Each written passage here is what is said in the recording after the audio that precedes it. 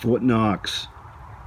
It's located about 5 miles from the mouth of the Penobscot River, right next to the Penobscot Narrows Bridge. The bridge is 2,120 feet long and 446 feet high and has an observatory.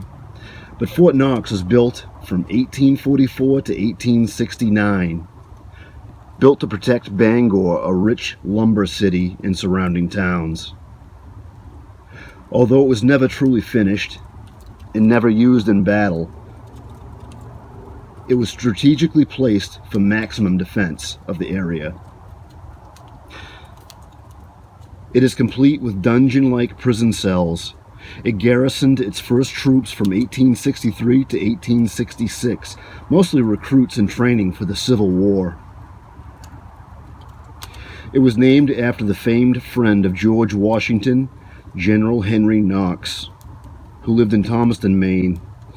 There is a replica of his home on Montpelier Hill in Thomaston. My ancestor on the culprit side was Amos Peters. General Knox gifted Amos with 30 acres of land in Warren, Maine. So it seems General Knox was a kind and generous man to give a black horse and carriage driver such a gift in those days. Once you cross the bridge by Fort Knox, you come to a town called Bucksport, named after Jonathan Buck.